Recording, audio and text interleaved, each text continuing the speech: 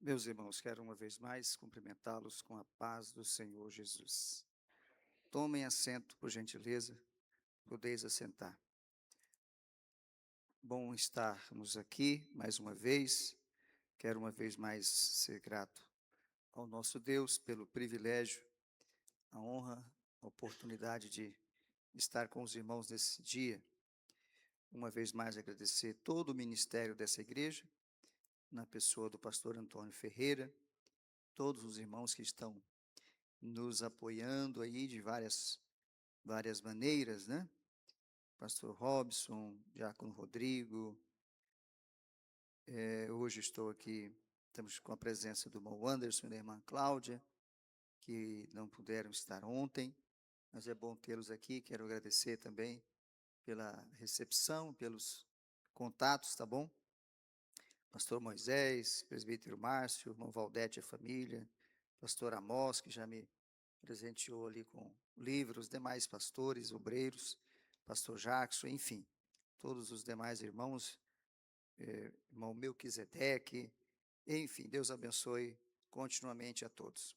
Nesta manhã, eu pretendo dividir o tempo que me está disponível, acho que até meio-dia, né, pastor? Até ele falou que meio-dia está bom.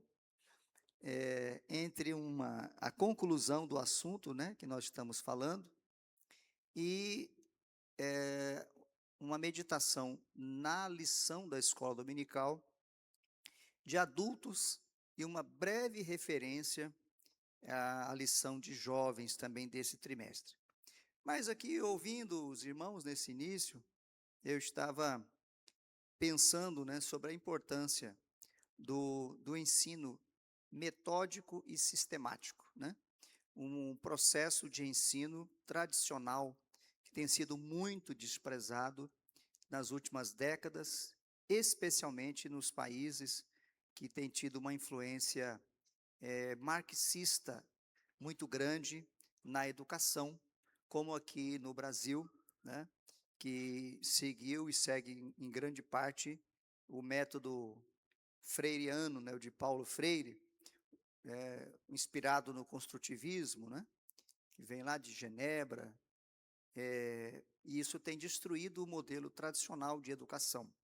Mas o modelo tradicional de educação, é claro que algumas inovações são importantes, mas não há nada como substituir o ensino sistemático e metódico, né? O ABC continua sendo válido para os nossos dias. Tanto é que o processo de educação brasileiro, ele está precário, né? Nossa classificação da educação nos índices mundiais são horríveis, né? No PISA, por exemplo, nós perdemos para países aqui da América Latina, como o Chile, como o Peru e o próprio Uruguai, né? Porque o Brasil hoje é proibido, inclusive, reprovar um aluno, né? Que é trágico. Hoje os alunos não são reprovados de forma alguma, né? Passam de qualquer maneira, mas passam sabendo muito pouco ou quase nada. De maneira que nós temos pessoas que estão chegando no ensino superior e até terminando o ensino superior e saindo de lá com um nível de analfabetismo absurdo. Pessoas que não conseguem construir um texto, se formam em cursos de ciências humanas e não sabem escrever, né? Eu digo isso com experiência, eu convivo com pessoas egressas de nível superior e algumas realmente têm um nível decepcionante. E isso tem reflexo também na igreja, né? O sistema de mediatização, que é a mídia, é muito importante, mas nada tudo de maneira excessiva é prejudicial. Por isso que alguns países, inclusive, têm abolido o uso de telas, por exemplo, né? A Europa, vários países europeus estão proibindo nas escolas o uso de telas, porque estava prejudicando o desenvolvimento educacional das crianças, adolescentes e jovens, enfim. Porque é preciso ter um contato com a escrita, um contato visual, e um exercício físico também, né? Que quando nós escrevemos, nós lemos o que estamos escrevendo, nós falamos, repetimos, né? O que nós escrevemos, isso tem uma capacidade de aprendizagem, de internalização, né, do conhecimento, muitas vezes maior de quando a gente apenas assiste um vídeo, né? E nos tempos atuais, os vídeos são cada vez mais curtos, né? A gente quer ver tudo rápido, né? O sistema do fast food, né? Mas eu acredito que ninguém trocaria aqui uma comida feita num fogão a lenha por uma comida feita no micro-ondas, né? O fogão a lenha continua, embora muito tradicional, produzindo um alimento muito melhor. Então, a escola dominical é esse grande fogão a lenha, né? Onde nós viemos aqui para estudar com calma, com tranquilidade, né? Para que o alimento seja sólido, seja bem preparado. Por isso a importância da escola bíblica dominical. Abra sua Bíblia, por gentileza, no livro de Neemias. Neemias, no capítulo de número 7, hoje, capítulo 8. Hoje partiremos, com a graça de Deus, para o aspecto prático, porque nós vimos nesses 3 dias que Esdras preparou o coração para conhecer, para viver e para ensinar. Então, nós temos também que estudar a parte prática, a parte do ensino. Neemias capítulo 8. Neemias capítulo 8. Neemias capítulo 8. Nós vamos fazer a leitura de vários versículos, né, porque somente a leitura já vai nos ajudar bastante na compreensão do que queremos falar com os irmãos nesta manhã. Diz assim a palavra de Deus: E chegado o 7º mês, e estando os filhos de Israel nas suas cidades, todo o povo se ajuntou como um só homem na praça, diante da porta das águas, e disseram a Esdras, o escriba, que trouxesse o livro da lei de Moisés, que o Senhor tinha ordenado a Israel. E Esdras, o sacerdote, trouxe a lei perante a congregação, assim de homens como de mulheres, e de todos os entendidos, para ouvirem no primeiro dia do 7º mês. E leu nela, diante da praça, que está diante da porta das águas, desde a alva até ao meio-dia, perante homens, de mulheres e entendidos. E os ouvidos de todo o povo estavam atentos ao livro da lei.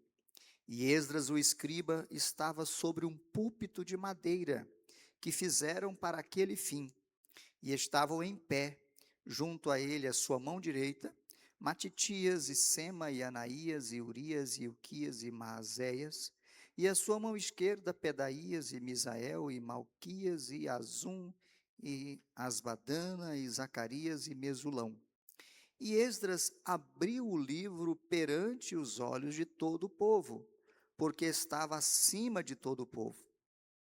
E abrindo-o ele, todo o povo se pôs em pé. E Esdras louvou o Senhor, o grande Deus. E todo o povo respondeu: Amém, Amém, levantando as mãos. E inclinaram-se e adoraram o Senhor com o rosto em terra.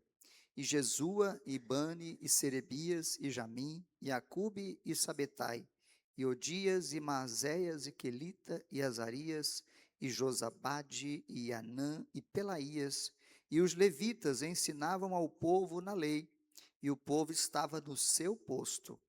E leram o livro na lei de Deus, e declarando e explicando o sentido, faziam que lendo se entendesse.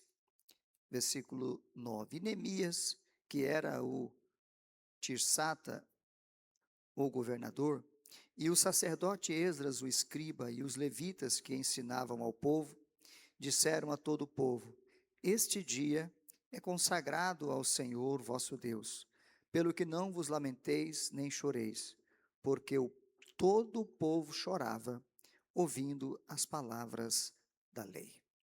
Curve a sua cabeça. Pai, em nome de Jesus, uma vez mais pedimos ao Senhor que venhas falar conosco segundo a tua vontade soberana, iluminando o nosso entendimento para compreendermos a tua palavra e sermos transformados por ela.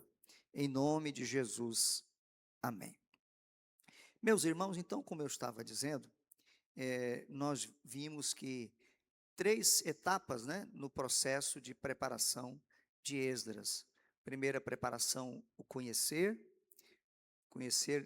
a palavra de Deus, né, na sua integralidade, conhecer a vontade de Deus para a vida dele. Segunda etapa, praticar, viver. E a terceira etapa, ensinar, porque este precisa ser o processo, né? A irmã, inclusive, cantou o hino aqui sobre processo. E é assim, Deus nos submete a processos, processos que necessariamente visam nos aproximar dele, para que a gente possa conhecê-lo melhor, depois entrarmos na prática, né, no processo de obediência, para que depois a gente tenha condições de ensinar a palavra de Deus. Então, hoje eu pretendo falar sobre isso. Tem um ponto que está aí, que é o ponto da mentoria, né? Que nesse processo de aprendizagem, muitas vezes nós precisamos de mentores. E aqui eu faço uma referência a Paulo como mentor de Timóteo, e poderia também voltar um pouco atrás e falar de Barnabé como mentor de Paulo, porque todos nós precisamos de mentores. Nós não aprendemos sozinho, não há nenhum processo autônomo ou individual. Nós sempre dependemos uns dos outros. Então, a mentoria nesse processo de discipulado é muito importante. E assim como Paulo aprendeu, foi mentor de Barnabé, foi apoiado por Barnabé, ele agora também apoiava Timóteo. E no final do seu ministério, ele escrevendo a Timóteo, ele diz: olha, eu quero que você confie essa mesma doutrina a homens fiéis, que sejam idôneos para também ensinarem outros. Então nós temos aqui já uma quarta geração. Agora era Timóteo, que começou viajar com Paulo, provavelmente com menos de 20 anos, quando Timóteo começa a viajar com Paulo, ele tinha no máximo 20 anos de idade. E agora já com seus 35, ou talvez um pouco mais, ele já está pastoreando e agora é comissionado para transmitir também o mesmo ensino que ele recebeu para aqueles que o ouviram. Então, essa é a importância da tradição bíblica. A tradição do ensino bíblico é importante, a gente transmitir de acordo com aquilo que nós aprendemos dos ensinadores idôneos, né? Que tiraram tempo, que dedicaram a vida para nos ensinar. Inclusive, a gente aprende aqui e destaca que esse não é um processo rápido, esse é um processo demorado. Por isso que o pastoreio de igreja, ele leva tempo, né? Não é estar e realizar coisas rápidas. O verdadeiro pastoreio, ele leva tempo, porque é um processo longo de preparação, onde Deus, através do ministério pastoral, do ministério do ensino, vai trabalhando na vida das pessoas e preparando outras pessoas para que também desenvolvam este trabalho. Dentro dessa mesma linha de pressa que nós estamos vendo hoje, isso está afetando também o ministério pastoral. Primeiro, na pressa de pessoas chegarem ao topo, né, do ministério, subir muito rapidamente a escada. E segundo, também no exercício, né, pessoas ocuparem funções na igreja e tentarem fazer tudo de uma vez, assim, tudo muito rápido.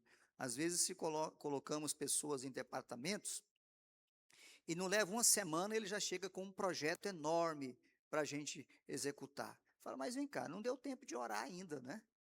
Não deu tempo de pedir a direção de Deus, porque a igreja, irmãos, é diferente, né? Aqui não é como no mercado aí, corporativo. Eu me lembro de um irmão, há muito tempo atrás, quando a ISO 9001, o sistema ISO 9001 estava em alta, ele me procurou, que queria que eu sugerisse ao pastor presidente nosso, era o pastor Severo, para ele implantar o ISO 9001 na igreja, né? Falei, rapaz, por que você não fala para o pastor implantar o ISO 9001 na igreja? Eu não falei para ele, eu falei, rapaz, você quer que eu apanhe? Aqui é a igreja é diferente. Igreja, o pastor ora a Deus, e Deus vai falando com ele, ele vai colocando em prática aquilo que Deus coloca no coração dele, né? Através de outras pessoas, mas ele confirma se aquilo é realmente de Deus e vai sendo implementado. Então, as ferramentas usadas na obra de Deus são diferentes das ferramentas usadas no mercado corporativo. Aqui nós dependemos estritamente e inteiramente da direção de Deus. Então, não é no nosso tempo, não é no nosso jeito, é no tempo de Deus. Porque se nós formos fazer no nosso tempo, nós vamos cair no engano do pragmatismo. Aliás, o pragmatismo é um dos assuntos da lição de jovens desse trimestre. Quem é professor de jovem aqui? Deixa eu ver se tem algum. Olha, tem alguns ali. Os jovens desse trimestre terão um grande desafio, né, de estudar sobre vários temas extremamente complexos, mas muito importantes. E um deles é o pragmatismo. O pragmatismo é uma teoria filosófica americana, né, que significa o seguinte: a questão não é fazer o que é certo, a questão é fazer o que dá certo. O pragmatismo não prestigia, não se preocupa com o processo, só quer saber do resultado imediato. E não funciona assim, porque às vezes a gente tem até um resultado imediato, mas aquele resultado pode não ser duradouro, porque não seguiu-se ao devido processo que deveria seguir. Então, nós não somos pragmatistas. Nós estamos, é claro, também interessados no resultado, mas sem abrir mão do processo. Por isso, Paulo diz: olha, eu plantei, Apolo regou, mas Deus deu o crescimento. Então, o crescimento não é operado pelo homem por instrumentos humanos, o crescimento vem da parte de Deus. Façamos o que é correto e Deus vai se encarregar do crescimento no tempo certo e da maneira certa. Então, nós não somos adeptos aí ao pragmatismo, né? Então, é relevante a gente observar isso no Ministério do Ensino, e a escola dominical nos educa. Essa questão de ter horário, de estar todo mundo junto. Veja que o texto aqui diz que todo mundo estava junto como um povo só. Ele ajuntou o povo, então é uma questão de organização. Ajuntou o povo, ajuntou num lugar só. Interessante que já naquela época, né, a questão da acústica, na didática, os recursos, fizeram um púlpito de madeira para ele. Naquela época, já tinha um púlpito, para ele ficar no local mais alto e poder ser visto, né? Eu, quando vou dar aula, assim, em algumas classes, eu gosto sempre de organizar, às vezes os alunos não entendem, né? Um senta numa ponta, outro senta na outra ponta, outro senta lá atrás. Eu falo, gente, vamos chegar mais próximo aqui, porque aí a gente, quando está dando aula e não é com o microfone, você precisa que as pessoas estejam ali diante de você, aí, não, nem 180 graus, mas talvez aqui menos, uns 90, né? Para que a sua voz possa alcançar e as pessoas compreenderem um pouco mais. E às vezes eu vou dar aula para as irmãs e peço para as irmãs chegarem mais perto, e aqui não, mas lá em Paraná tem umas que não vêm não, que elas ficam se teimando. Eu falo, irmãs, eu queria que as irmãs me obedecessem, igual as senhoras gostam, que os seus filhos obedeçam vocês na casa de vocês, né? Porque tem gente que é assim, que ele gosta que os outros obedeçam, né? Mas ele é desobediente, que não é brincadeira, mas isso é lá em Rondônia, né? Aqui eu acho que todos são obedientes, inclusive os já idosos, né?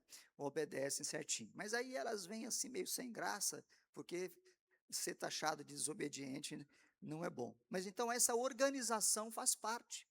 A organização é importante. E Esdras organizou o povo, né? Separou vários auxiliares, vários professores, e eles leram o livro. Então a primeira coisa é ler. É preciso ler a palavra. A palavra tem que ser lida.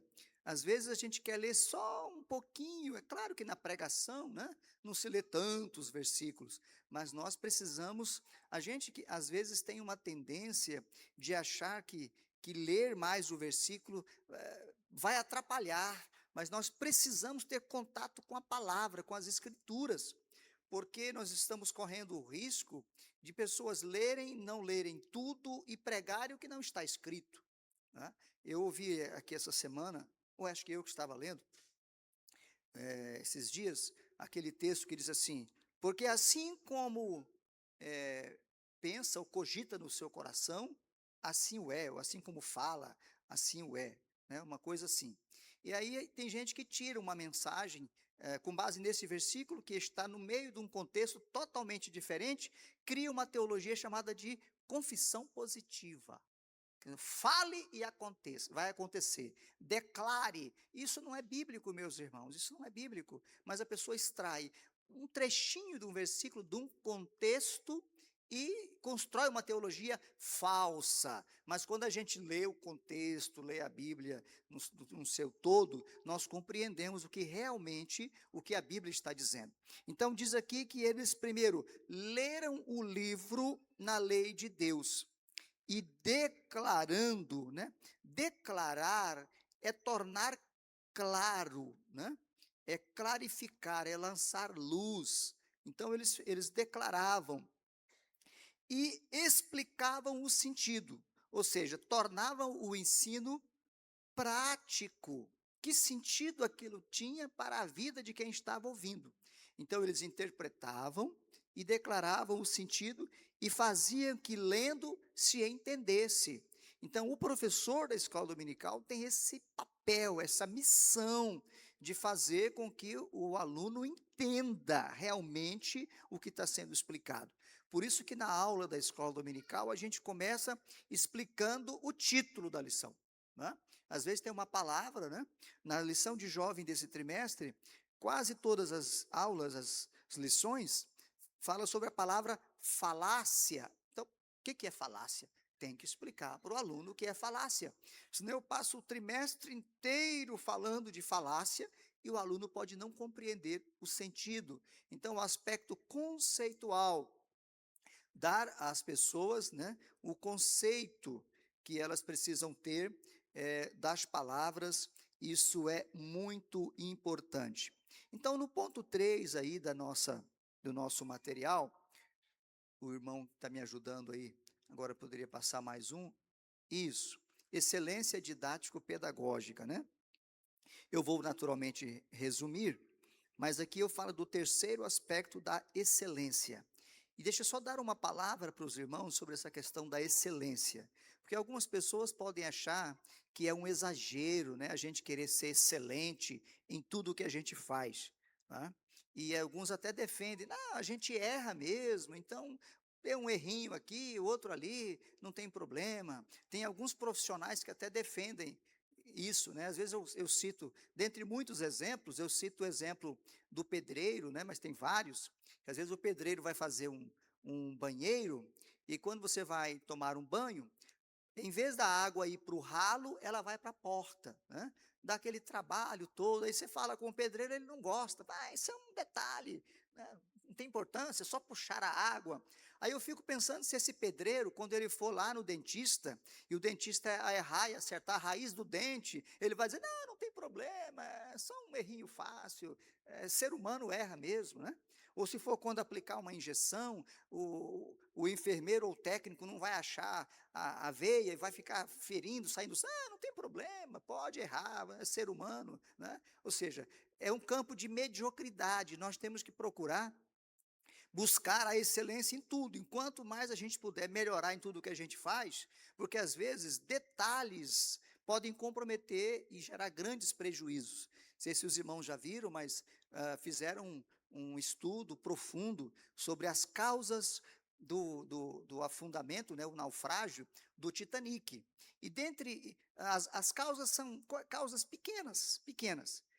Irmão Rodrigo, uma delas, assim, foi só que um dos tripulantes lá, né, do navio, que era responsável pela guarda dos binóculos, ele esqueceu a chave do armário onde os binóculos ficavam guardados. E quando chegou na hora de sair o Titanic, os binóculos não estavam lá. Mas aí, um detalhe, né? Os binóculos, né? Um, um transatlântico daquele, né? Isso aí não vai ter problema. E foram a viagem adentro. Durante o dia, o binóculo não fez falta, estava tudo limpinho, mas naquela fatídica noite do acidente, né, tinha os icebergs à frente e eles não conseguiram ver o iceberg a tempo. Quando eles viram, porque não tinha binóculo, quando eles viram, estava muito perto. Quando deram o sinal de iceberg, e o comandante determinou então que mudasse a direção do navio, não deu tempo. E o navio então passou o casco no iceberg. E então houve aquela rachadura e o naufrágio do iceberg. Se tivesse binóculo, provavelmente teria evitado. Estava também estudando sobre a questão daquele acidente do avião da TAM, né, lá aqui em São Paulo, em Congonhas, né, que ele passou direto e colidiu lá com o prédio da própria TAM, morreram todos que estavam no avião, morreram vários que estavam também lá na empresa, e eles então foram estudar. Foi falha mecânica, foi a chuva, falta de groovem ou as ranhuras da pista, né? Mas chegaram à conclusão de que não era isso, porque naquele mesmo dia vários aviões tinham pousado naquelas mesmas condições e foram aprofundar a investigação e descobriram que foi uma falha humana. O que acontece, né? Todo avião tem o piloto e o copiloto. E eles operam, né? Tem acho que é o manche que se chama, né? Manete. Um opera com a mão esquerda, que é direita, que é o piloto, e o copiloto com a mão esquerda. E ele tem que puxar o manete quando o avião vai pousar. Naquele voo, os dois eram pilotos, né? Não tinha o copiloto. Só que um piloto estava na função de copiloto. E quando o avião pousou, o piloto, que estava acostumado a acionar com a mão direita, acionou. E o copiloto não acionou o manete. Resultado, o avião pousou com toda a carga de turbina. Pá, pá, explodiu. Um simples detalhe. Só puxar o manete teria resolvido. Então, irmãos, nós temos que procurar a excelência, fazer as coisas bem feito em todas as áreas da nossa vida. E no ensino da palavra de Deus, também e mais ainda, temos que nos esmerar na palavra de Deus. Por isso o texto aqui diz que eles liam, declaravam o sentido e faziam que, lendo, eles entendessem. É preciso ter compreensão das Escrituras. Quando a palavra de Deus diz que o bispo ele tem que ser apto para ensinar, essa palavra apto para ensinar aparece duas vezes, né, duas ou três vezes no Novo Testamento apenas. Desta forma, a palavra didática ou ensino ou didascalia aparece muitas vezes, mas apto para ensinar aparece duas ou três vezes. E tem um detalhezinho, uma letrazinha a mais, né? No grego é didaktikos, tem um um casinho a mais. Está aí na sua apostila. E esse casinho a mais aí, que é acrescentado, significa perito. Então, é perito em didática, perito no ensino. Por isso, o apto para ensinar é alguém que tem uma capacidade superior para ensinar, que ensina nos detalhes, que ensina em profundidade. E nós precisamos disso. Nós precisamos disso, né? Às vezes se pensa que a nossa igreja, e alguns até falam, e caem na provocação, de que os pentecostais não têm teologia. Irmão, que equívoco, que equívoco. A nossa igreja foi muito bem fundamentada. Está aqui o pastor Antônio falando, 15 dias numa escola bíblica. E isso aí é desde a década de 30 que nós temos escolas bíblicas, e tinha escola de 30 dias. Os pastores viajavam para estudar 30 dias. Aos pés de homens, às vezes o próprio Samuel Niston, que esteve aqui durante muito tempo, né? Orlando Boyer, vários outros, Lourenço Olson, né? Um dos americanos depois que vieram. Irmãos, eram 30 dias. Irmãos, os nossos pais, o conhecimento bíblico de homens simples, mas altamente profundo, homens que nunca viram faculdade, mas um conhecimento bíblico tão profundo.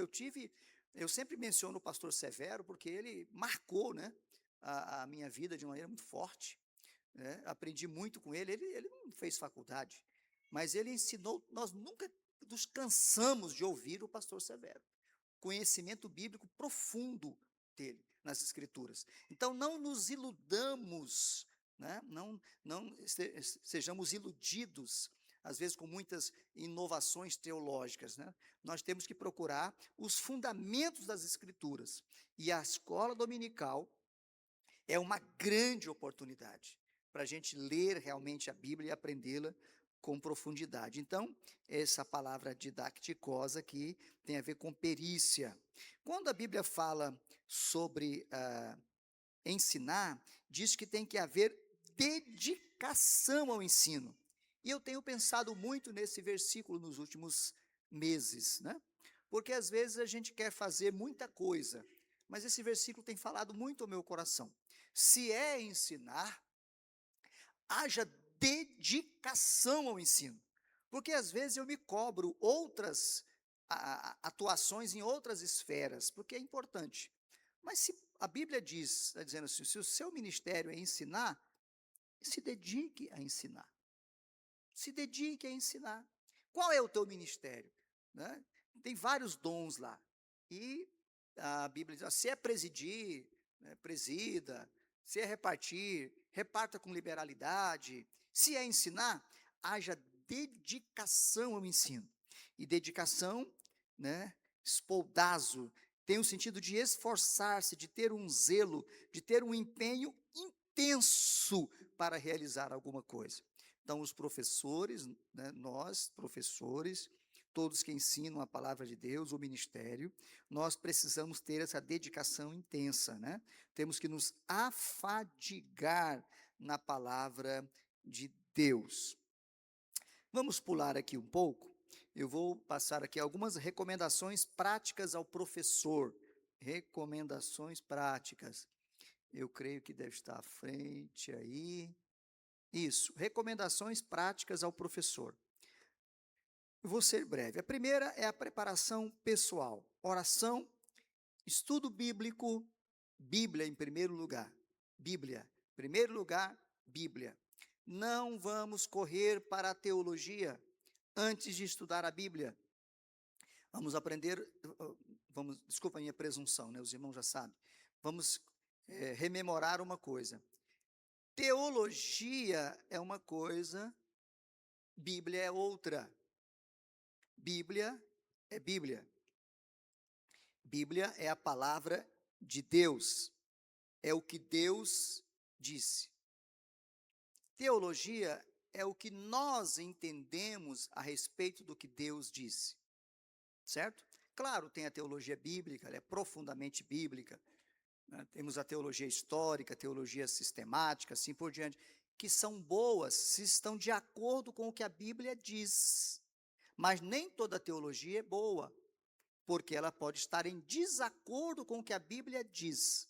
É por isso que os bereanos, eles foram considerados mais nobres, porque eles ouviam o que era ensinado, teologia, mas eles iam em casa e conferiam se estava de acordo com as Escrituras. Então, Bíblia. Então, a primeira coisa, nós temos que procurar conhecer a Bíblia, a palavra de Deus. Importante que as nossas lições de escola dominical, os irmãos podem observar que o nome da lição é lição bíblica. Significa que a gente procura trabalhar essencialmente a Bíblia. Não, a gente não faz nem citação de outros autores. No livro de apoio, a gente pode citar teólogos, mas aqui, raramente a gente cita. Só se for uma expressão curta de algum teólogo muito consagrado, como, por exemplo, fazer uma breve citação de um pastor Antônio Gilberto, talvez aí de um Stanley Horton, mas muito breve, porque a finalidade aqui é expor a palavra, é comentar o que está na Bíblia, né? Então, são lições bíblicas. A lição da Assembleia de Deus tem essa característica. Lógico, alguns trimestres trazem também assuntos contemporâneos, como a revista de jovens está trazendo nesse trimestre, né? E é um excelente assunto, mas sempre procurando também, claro, discuti-lo à luz da palavra de Deus. Então, estudar a Bíblia, estudar a teologia, especialmente nós temos excelentes teologias sistemáticas, nós temos excelentes livros de comentários. O livro do trimestre, se os irmãos puderem adquirir, né, esse dos jovens, por exemplo, esse trimestre, todos os livros são bons, mas esse está extraordinário. Os irmãos que são professores de jovens, se não adquiriram, farão bem, né? Se adquirirem, o livro está muito bom. E o estudo do texto da lição, né? Procure estudar o texto. O professor pode, e aliás até deve também acrescentar impressões, testemunhos, outras fontes, mas jamais desprezando o texto da lição, porque esse texto foi pensado, foi elaborado, tem toda uma equipe, né? Isso aqui está dentro de um plano, né? De um currículo que é elaborado. O currículo da CPAD, ele tem a duração, acho que de 7 anos, né? E depois ele se repete de alguma forma. Então, isso tudo aqui é pensado durante muito tempo, para que a gente possa, então, valorizar. Há casos de professores que não se atêm ao assunto da lição, né? Devemos lembrar que a escola dominical não é um culto de pregação, né? Não é um culto de pregação, é um trabalho de ensino, de educação, né? Sem prejuízo de termos muitas experiências espirituais na escola dominical, mas desde que a partir da exposição do conteúdo. Repito aqui, o texto está dizendo: leram o livro na lei de Deus e declarando e explicando o sentido, faziam que lendo se entendesse. Muito bem. Etapas da aula. Primeira etapa é o ponto de contato, né? Esse ponto de contato, essa interação inicial, os cumprimentos. O professor de escola dominical tem uma oportunidade que muitas vezes o pastor da igreja não tem, que é de estar próximo do aluno, do irmão José, da irmã Maria, do irmão Antônio, da irmã Sebastiana, tá? Cumprimentar, chamar pelo nome, perguntar como está, não é isso? Então, é uma oportunidade ímpar que o professor tem. Então, tem que ter esse ponto de contato, essa interação, os cumprimentos, a apresentação de visitantes. Isso é importante, faz parte do início da aula. Depois, nós temos a apresentação do assunto da lição, né? Nós já falamos um pouco sobre isso. Apresente o tema do trimestre, faça uma rápida reprise, né? Até cada lição, aquilo que foi já visto, e apresente o assunto da lição, certo? No terceiro momento, nós temos a exposição. Leia corretamente. Aqui a importância da leitura, irmãos. Por isso que lá na escola, nós aprendemos, né? Tivemos aula de língua portuguesa, a questão do ditado verbal. Nós temos que ler. Ler é importante. E ler corretamente. Porque imagina se a gente fosse ler a Bíblia e a Bíblia estivesse cheia de erro. Não funciona, né? Então, a linguagem, o vernáculo nosso, nós temos que aprimorar.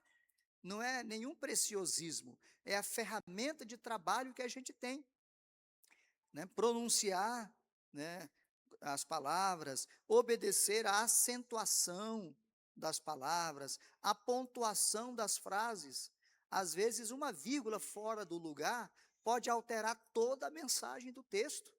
Os irmãos já devem ter ouvido ilustrações de que a troca de lugar de uma vírgula causou uma guerra, né? Porque às vezes uma vírgula pode mudar todo o sentido. Então, ler, obedecer à acentuação das palavras, à pontuação, né?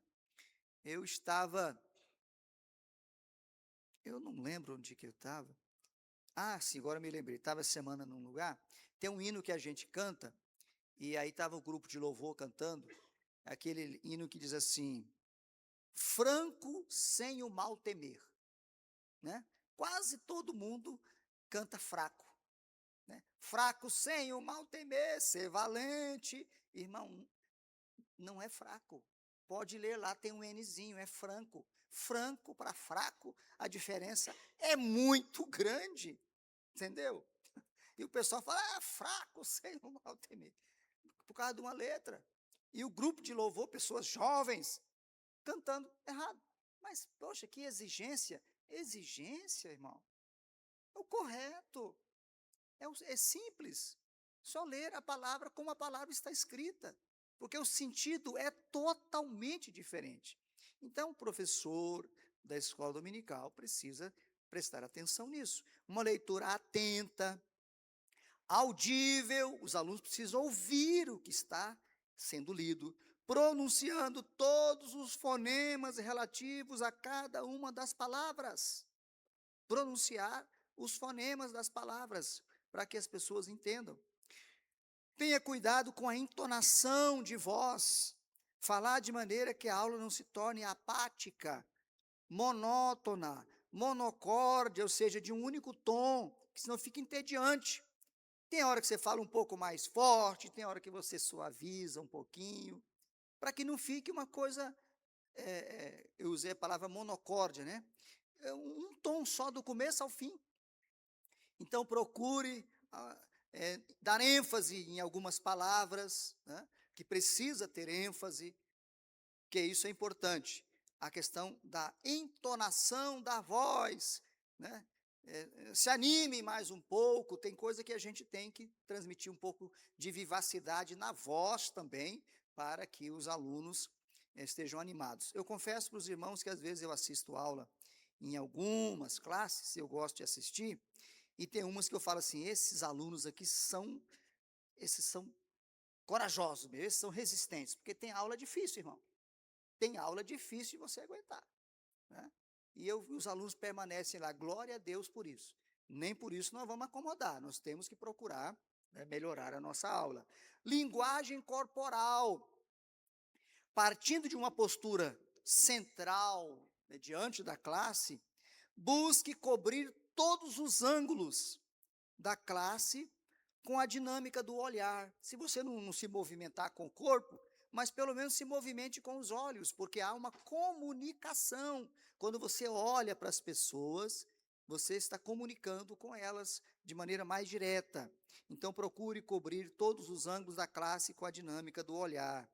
O centro, né, e os lados direito e esquerdo, né? Isso é uma comunicação, isso é necessário.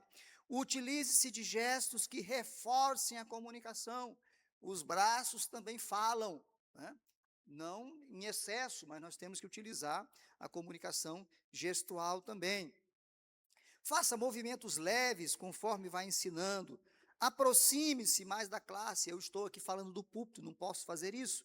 Mas se eu estivesse dando aula mais próxima aí, eu me aproximaria talvez mais, né, de um irmão ou de outro em algum momento, né?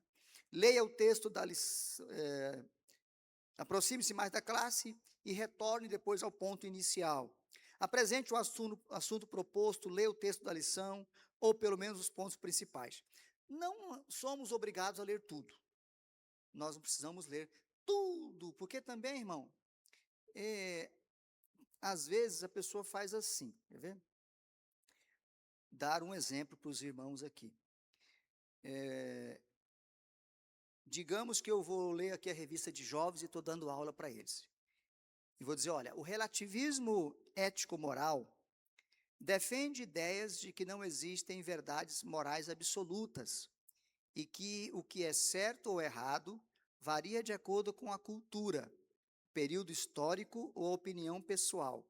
Tal pensamento afirma que cada um tem o direito de decidir o que é moralmente válido com base em seus próprios critérios subjetivos. Aí tem aluno que faz assim. Então, irmãos, está vendo? Olha, o relativismo moral defende a ideia de que não existem verdades morais absolutas e que o que é certo ou errado varia de acordo com a cultura, o período histórico ou a opinião pessoal.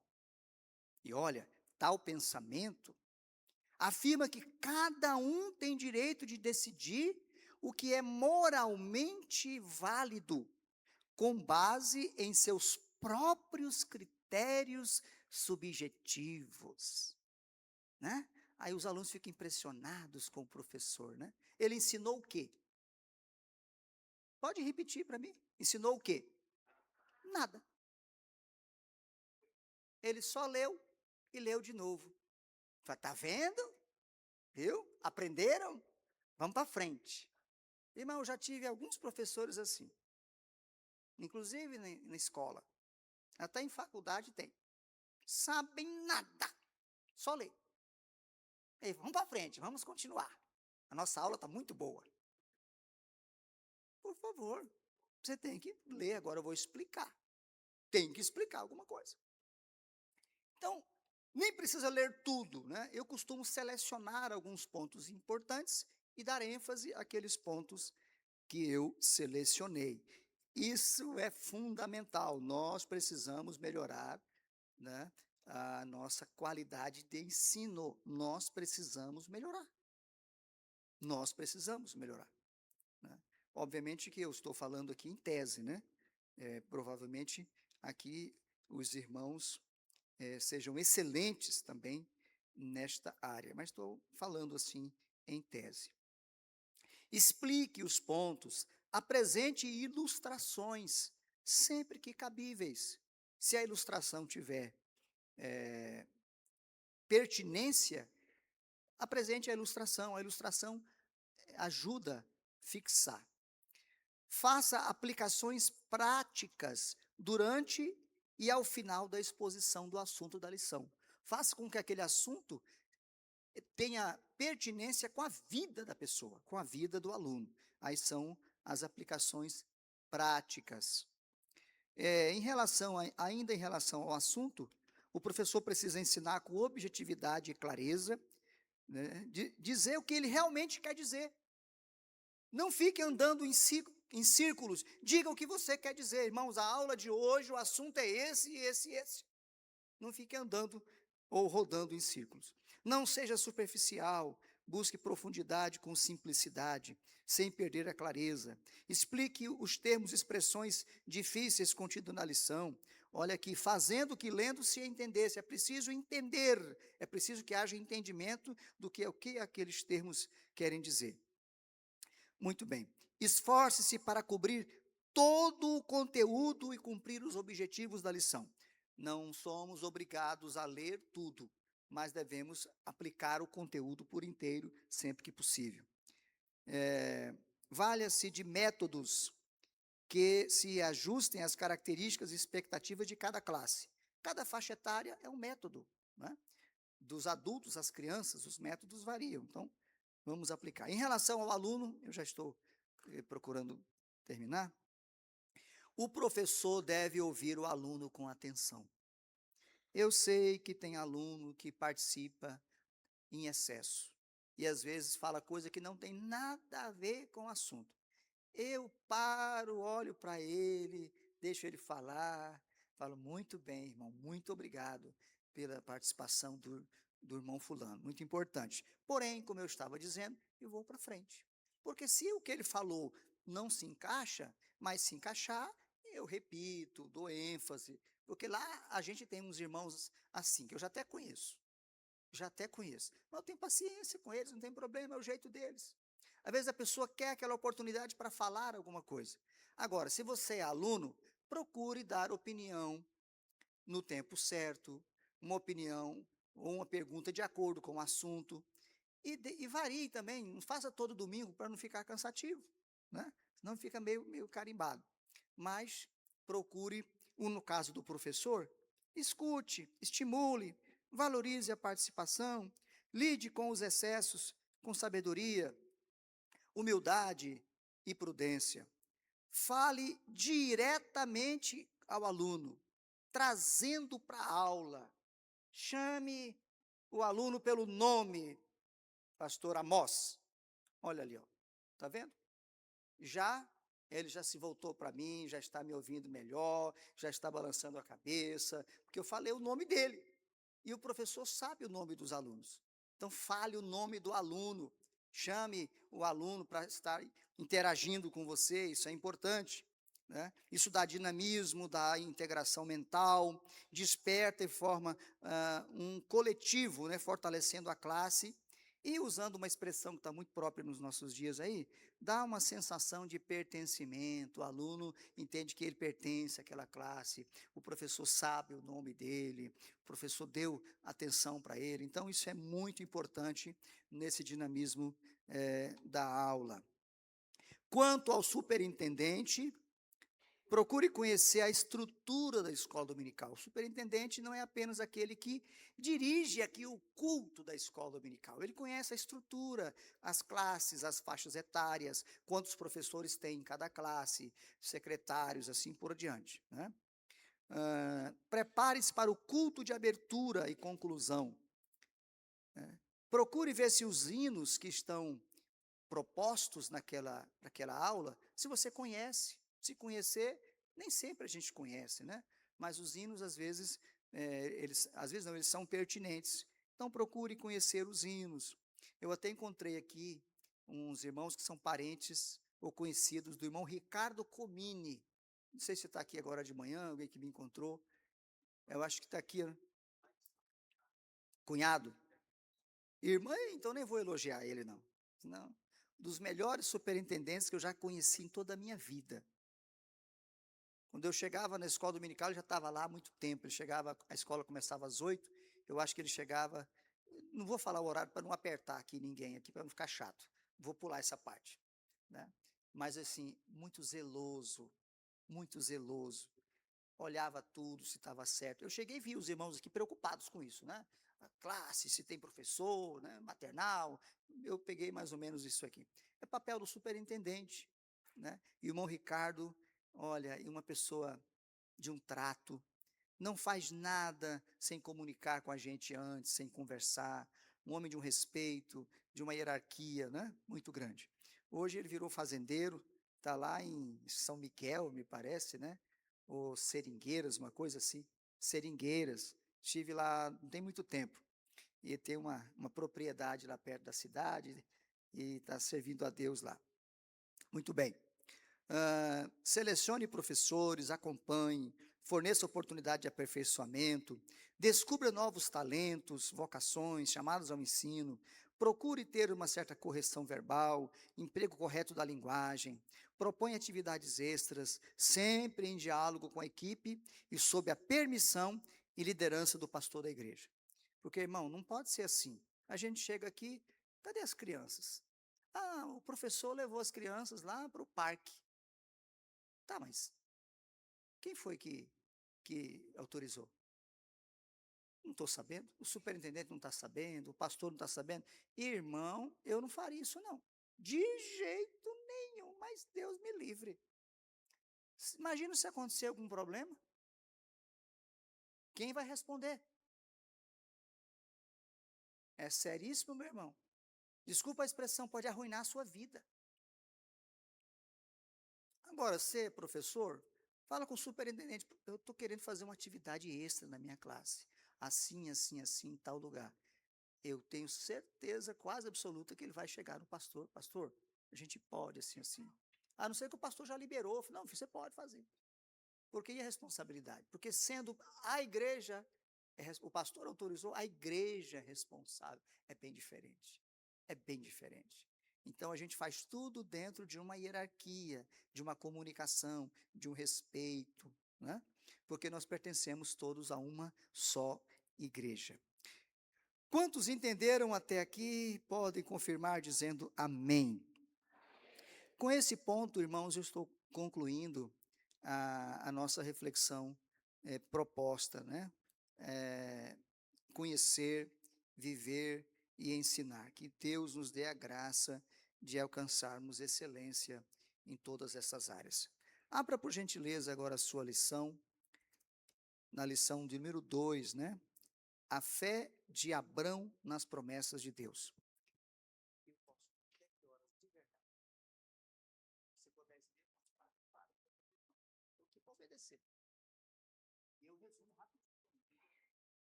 Excelente.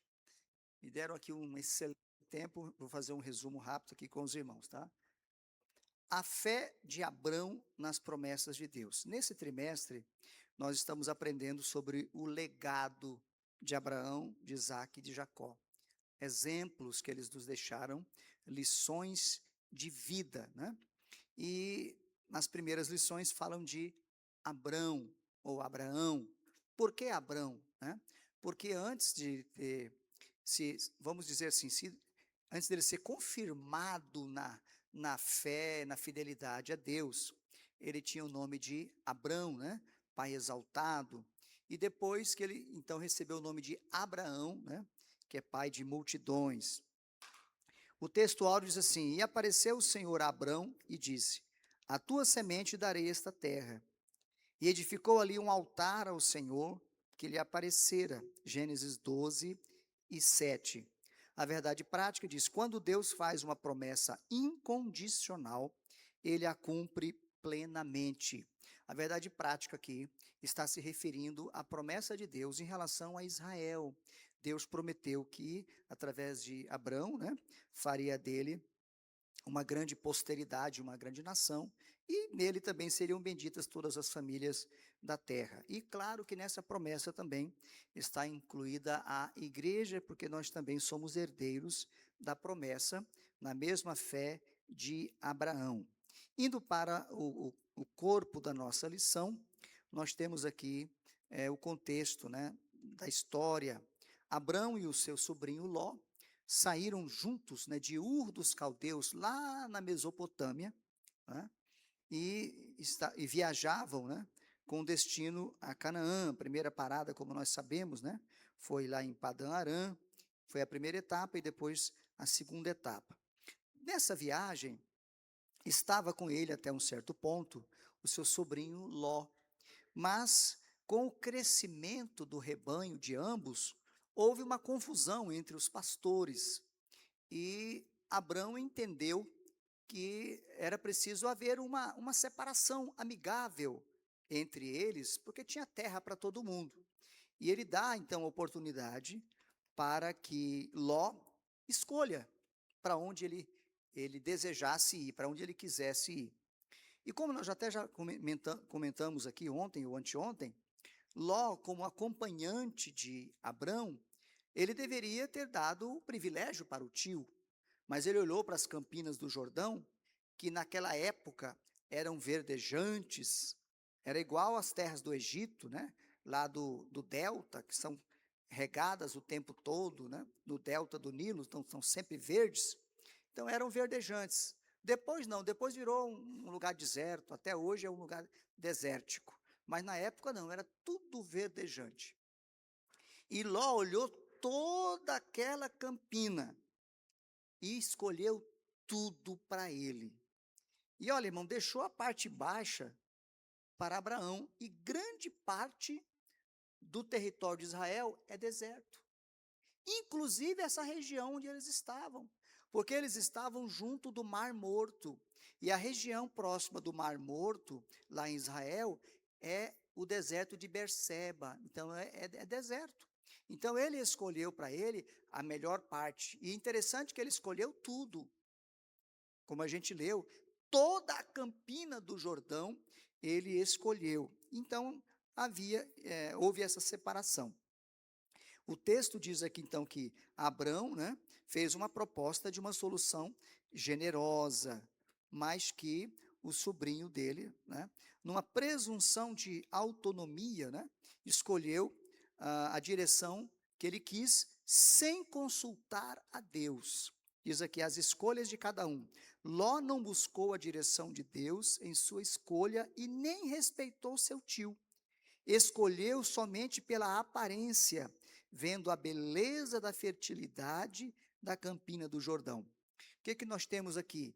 Ele agiu com presunção, né? Com ganância. Então a gente tem que ter muito cuidado com as nossas escolhas. Às vezes queremos levar vantagem em tudo e certas escolhas são prejudiciais, tá? A gente tem que procurar dar preferência para os outros, a gente tem que procurar, na dúvida, deixa para amanhã, consulta a Deus, pede a direção de Deus, tá? Eu já fiz, graças a Deus, muitos negócios bem feitos, mas eu também já fiz negócios precipitados. Lembro-me que eu estava procurando uma casa para comprar, e eu fui ver uma casa juntamente com a minha esposa e meus filhos, uma casa pequena. Eu tenho 3 filhos, fui ver uma casa que tinha um quarto só. Mas como tinha uma piscina nos fundos, a minha mulher e meus filhos se encantaram por causa da piscina e queriam que eu comprasse a casa. E eu fui fraco e comprei a casa. Porque tem a opinião que a mulher dá, que é muito boa e a gente tem que seguir. Mas tem a opinião que a mulher dá que não é boa e a gente não tem que seguir, né? Porque é a gente que é responsável pela decisão. E eu, com 3 filhos, comprei uma casa com um quarto só. Aí eu ia lá para tentar arrumar, ampliar a casa. Tentava, olhava para um lado, olhava para o outro, não tinha como ampliar a casa. Eu sofri durante muitos meses, porque não tinha o que fazer na casa. E agora fui pedir a Deus misericórdia para que Ele me ajudasse a vender aquela casa. Deu trabalho, até que eu consegui vender a casa, né? Passado um tempo, aí eu encontrei uma outra casa, que é a casa onde eu moro hoje, que aí sim, uma casa grande, né? Tem 3 quartos, agora já deu certo, né? 3 quartos, são 3 suítes, enfim. E tem piscina também, graças a Deus. O problema da piscina foi resolvido. Só que foi na hora certa e da maneira certa. Então, tomar decisão na maneira certa, na hora certa, consultando a Deus. Isso é muito importante. Lembro quando eu fiz vestibular para pedagogia e fiz vestibular para direito. E passei nos 2 vestibulares.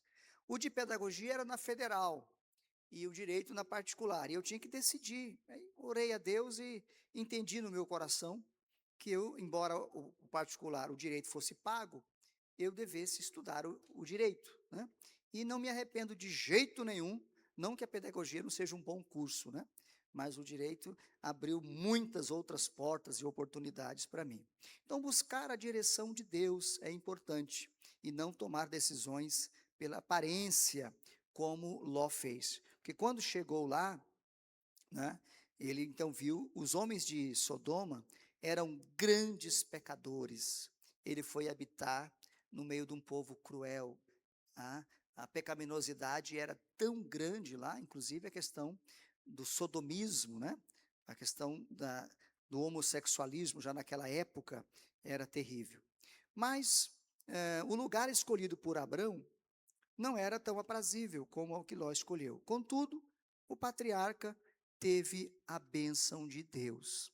Irmãos, o segredo não é onde nós estamos.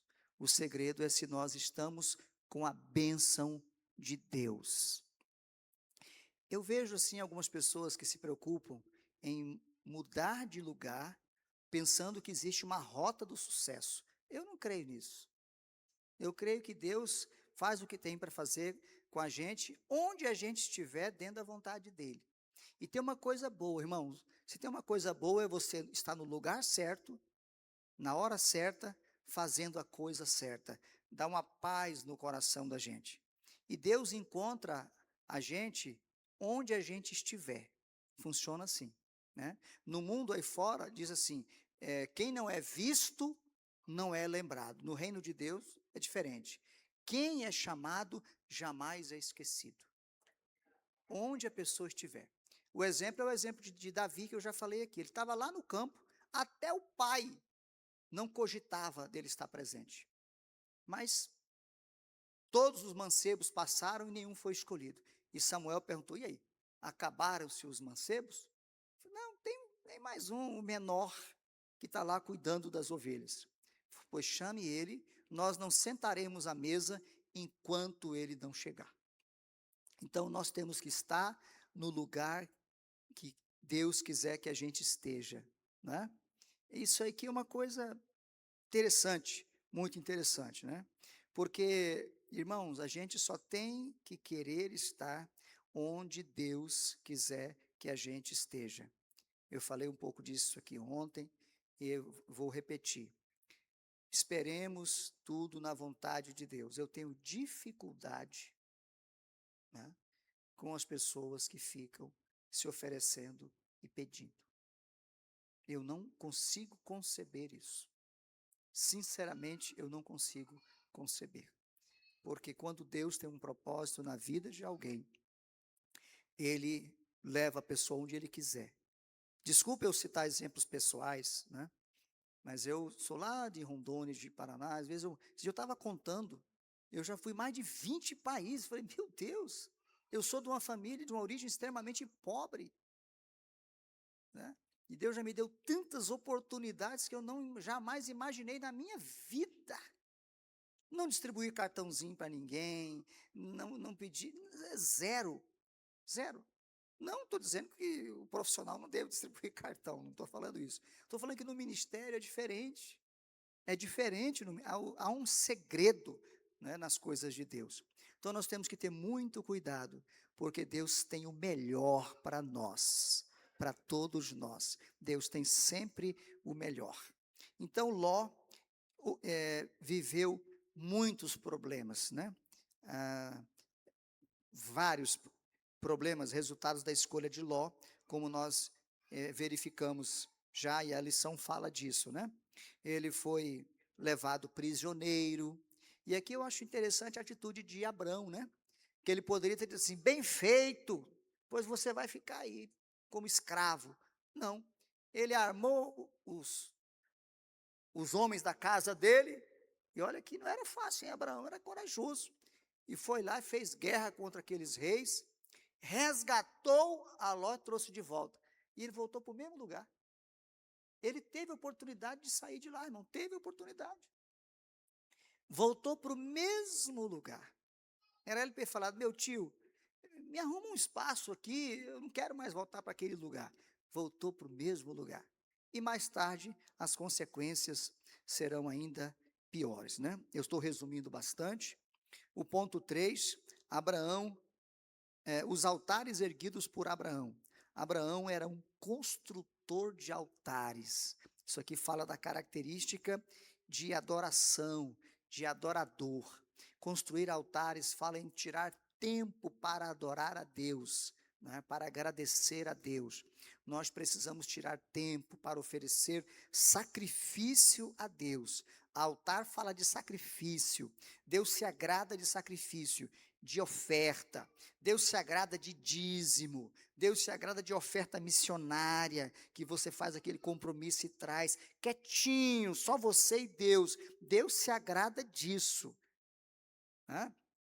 Não quando a gente toca trombeta, mas quando a gente faz no silêncio para adorá-lo, Deus nos recompensa por isso. Né? Então, Abraão era um homem que adorava a Deus, que oferecia altares, que oferecia sacrifícios. E aqui fala dos vários altares. E o último altar que fala aqui, fala do altar de Moriá, quando Deus pediu o próprio filho. E aqui, irmãos, isso aqui é 100% literal. E alguns dizem assim, porque Abraão sabia que Deus ia poupar. Não, irmão, por favor, a Bíblia não diz isso. Ele cria, a Bíblia diz que ele cria que ele era poderoso, né, até para ressuscitá-lo. Mas não que ele sabia, não, ele sabia que aquilo não ia acontecer. Não, não. Ele foi decidido a imolar o filho. É um mistério. É um mistério, mas Deus tem mistérios com a gente. E deixa eu dizer uma coisa também para os irmãos aqui. Às vezes Deus pede coisas de mim que não pede do pastor Jackson. Ou pede alguma coisa ao pastor Jackson que não pede de mim.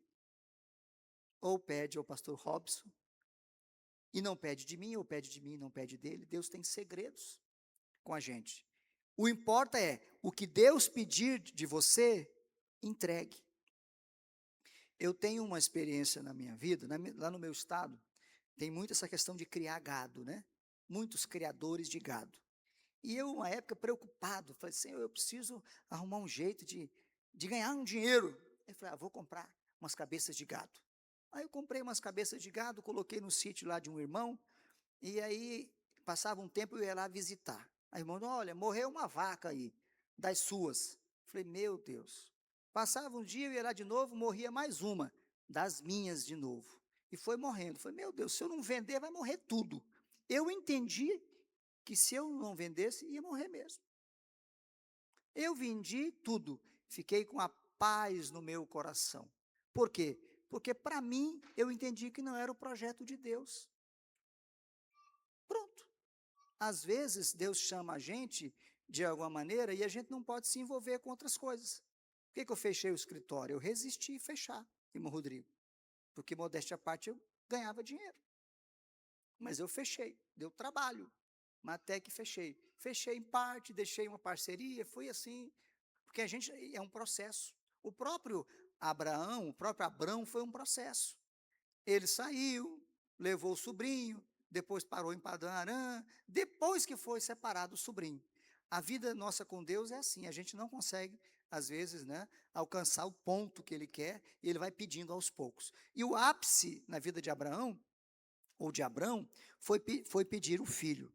E ele entregou. E quando ele entregou o filho, né, aí a voz de Deus brada: Abraão, não faças tal, porque agora sei que você teme o meu nome. E eu vou cumprir todas as promessas que eu fiz, né, na sua vida. Se ele tivesse falhado naquele ponto, as promessas não teriam sido cumpridas. Então, nós temos que prosseguir nos processos nos quais Deus nos submete. Conclusão: como homem de fé, Abrão tinha um relacionamento com Deus. E em cada fase de sua jornada, boa ou difícil, ele sempre construía um altar de adoração ao Senhor. Em qualquer circunstância da vida, meus irmãos, adoremos a Deus. Às vezes, na hora da dificuldade, né, eu vejo irmãos, algumas situações, que na hora da crise ele deixa de congregar. Irmão, na hora da crise é aí que nós temos que congregar mais mesmo. Aí que nós temos que vir mais para a igreja, para servir a Deus também na igreja. Abrão nos ensina a respeito da fé e da adoração genuína a Deus. Que assim como fez Abrão, venhamos erguer altares ao nosso Pai, em gratidão e adoração por tudo o que Ele é e tem feito por nós. Amém? Eu acho que eu tenho ali ainda uns poucos minutos. Eu quero só fazer uma breve referência à lição de jovens, né? Nós temos vários professores aqui e alunos da escola de jovens. Nesse trimestre, os jovens estão aprendendo sobre esse tema, entre a verdade e o engano, combatendo ideologias e ensinos que se opõem à palavra de Deus. A primeira lição foi o que é uma ideologia, né? Uma ideologia é um conjunto de ideias, de crenças, de pensamentos, de valores que visam moldar o comportamento do indivíduo ou de uma sociedade. As ideologias, elas pretendem explicar a realidade humana. A partir de um contexto, ela tira algo do conjunto da realidade e procura explicar tudo dentro daquele ponto de vista, daquele espectro, daquele conjunto de ideias. E procura não só explicar, mas procura moldar, procura controlar a vida das pessoas. As ideologias, elas são autoritárias, né? Elas querem controlar o comportamento do indivíduo e da sociedade. E a primeira ideologia, que é a lição de hoje, é a falácia do materialismo ideológico, que é essa questão do marxismo, né? Do comunismo, do socialismo, que está sendo implantado em grande parte do mundo, né? Nós temos também, na outra lição, a questão da ideologia de gênero, que é uma ideologia também muito forte, né? A ideologia de gênero diz assim que foi Simone de Beauvoir que escreveu, né? Ninguém nasce mulher, torna-se mulher. A ideologia de gênero, no começo, ela dizia assim, que o sexo é biológico, mas o gênero é uma construção social, né? Que a pessoa, às vezes, nasce biologicamente como mulher, mas ela será mulher de acordo com a construção da sociedade. Mas isso avançou, e hoje a ideologia de gênero ensina que até o sexo é uma construção social, né? Ou seja, é uma bizarrice de um tamanho grande, né? Que até as funções sexuais, de acordo com o pensamento da ideologia atual, né? Tem uma pensadora chamada Judith Butler que fala sobre isso, dentre outras, que até o sexo é determinado pelo contexto social, pela sociedade, pela cultura, pelas ideias. Por isso que hoje, quando se tem uma criança, né? Se acredita que é um sexo neutro, que ela vai crescer e vai saber se ela é homem ou mulher. Por isso não pode ter esse negócio de azul ou de rosa, né? Então essa é uma ideologia. E as ideologias, elas são totalitárias, porque elas não aceitam que a gente pense diferente. Hoje, se você tiver um pensamento diferente, é como se fosse um homofóbico, né? Então, os jovens estarão estudando esse trimestre estas e muitas outras ideologias. Portanto, eu faço apenas essa referência e incentivo, né, os irmãos, os pais aí que queiram acompanhar, né, esse estudo, incentivar esse estudo. Essa semana eu estive lá em Porto Velho, né, o pastor Nelson reuniu todos os líderes de jovens, professores e a juventude para um panorama sobre essa lição, porque é uma lição que eu creio que vai ser muito importante para os jovens e adolescentes. Eu estou vendo que o irmão pegou a guitarra ali, eu acho que ele está querendo tocar, eu acho que eu tenho, deixa eu ver, eu acho que já venceu o meu horário, eu acho que já, né? Venceu, ele me deu até 10h40, né? Então, que Deus abençoe, meus irmãos, que Deus os abençoe grandemente. Pastor, muito obrigado, pastor Antônio Ferreira, que muito agradecido com essa oportunidade, a todo o ministério, e Deus os abençoe a todos, em nome de Jesus.